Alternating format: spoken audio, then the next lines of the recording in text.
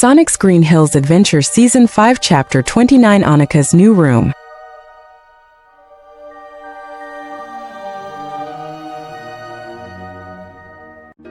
The nursery was gone, replaced by a sanctuary that finally mirrored the storm and starlight inside Annika's soul. The soft lavender walls had been repainted a deep, midnight indigo, and the crib had been replaced by a grand darkwood bed frame with silver filigree that looked like frozen moonlight. Annika stood in the center of the plush purple rug, spinning slowly to take it all in. On the west side of the room, the heavy navy curtains were pulled back from the French doors, leading out to a private balcony that overlooked the rolling green hills of Montana.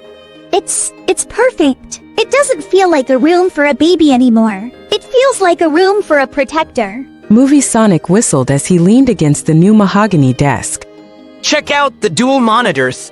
I even pre-installed games you might like. And look at the bedspread.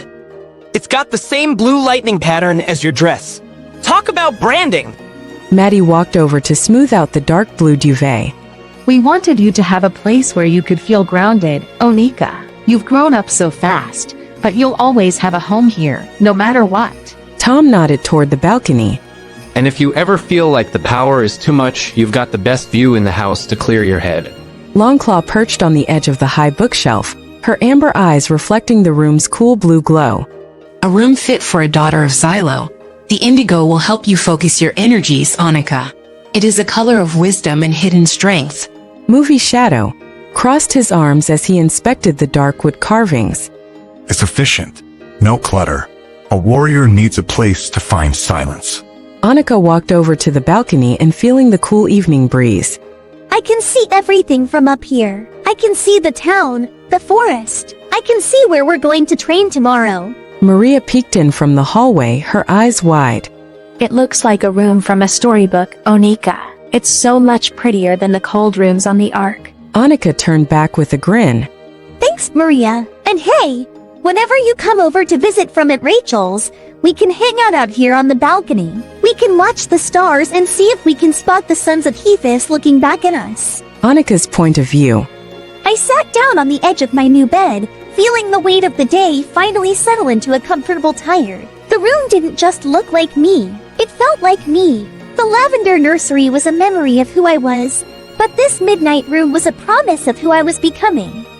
The cool night air drifted through the open French doors, carrying the scent of pine and the distant sound of the waterfall.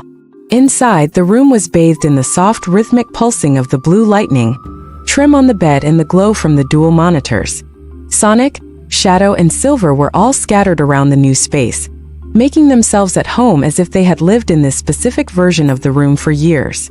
Shadow sat in the high-backed velvet chair by the balcony, his expression thoughtful and entirely present, no longer retreating into the corners of the room or the back of his mind.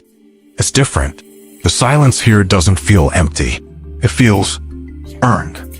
Silver was floating upside down near the ceiling, inspecting the new light fixtures. I still can't believe how much the flow of time stabilized the second we stepped back. It's like the whole universe took a deep breath.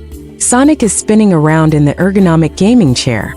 That's because the Wachowski charm works on a multiversal level, Silver. Plus, look at this place. Annika, you've got a better setup than I do. I might have to move my comic book stash in here.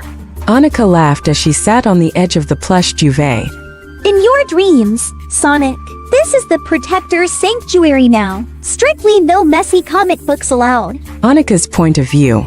I looked down at my back, leaning against the sturdy headboard. I didn't have wings like Longclaw, but as I sat there with my brothers, I felt a lightness that was better than flying. The power of the daughter of Xylo was still there, tucked neatly away, no longer a burden or a curse, but a part of who I was. Shadow looked over at me, his eyes bright and focused. You did well, Annika.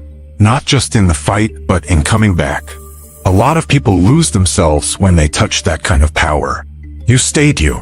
I had you guys to pull me back. I don't think I could have done it alone. Silver dropped down to sit on the rug. You'll never have to. We're back home and together. Mephiles is gone, and the doors are shut. Well, mostly shut. We still have to visit Marina.